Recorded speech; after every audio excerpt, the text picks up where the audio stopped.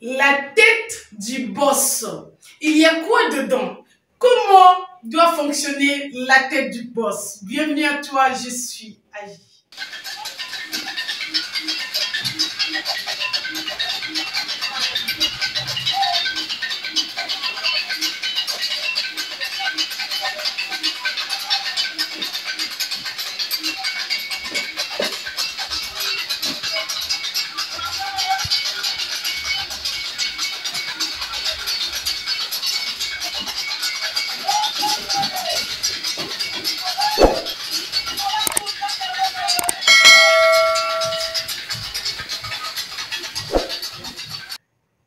La tête du boss est avant tout une mine d'idées.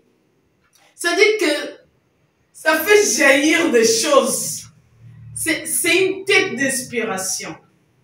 C'est pourquoi le boss fait attention à ne pas se mettre avec n'importe qui, à ne pas fréquenter les gens qui passent leur journée à parler des problèmes et des stars. Le boss doit passer du temps ou séjourner avec des gens qui parlent de nouvelles idées, mais aussi des nouvelles solutions, pas de nouveaux problèmes.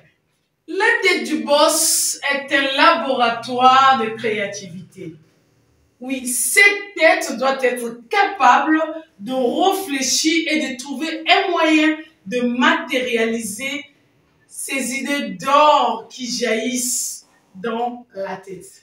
Qu'est-ce qu'il faut faire? Quelle procédure? C'est donc la tête qui va trouver comment matérialiser, c'est-à-dire réaliser le rêve qui est dans la tête du boss. La tête du boss est aussi une source et une ressource d'énergie. C'est-à-dire que le boss doit savoir combien de temps travailler, mais il travaille plus dur qu'un employé, bien sûr. Mais aussi, il doit savoir combien de temps se reposer pour être sûr que sa tête pourra lui donner l'énergie dont il a besoin quand il sera revenu. C'est donc une source et une ressource d'énergie. Attention, cher boss, n'utilise pas ton énergie n'importe comment parce que c'est très précieux pour toi.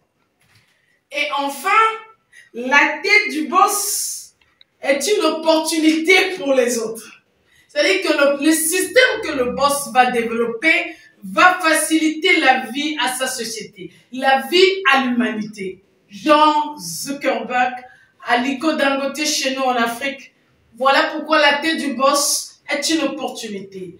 Oui, est-ce que la société commence à rêver de venir à ton bureau, à ton entreprise demain? Est-ce que la société commence à penser à te contacter ou à se servir de tes services pour se développer?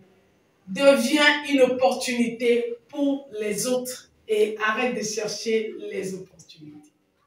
Merci.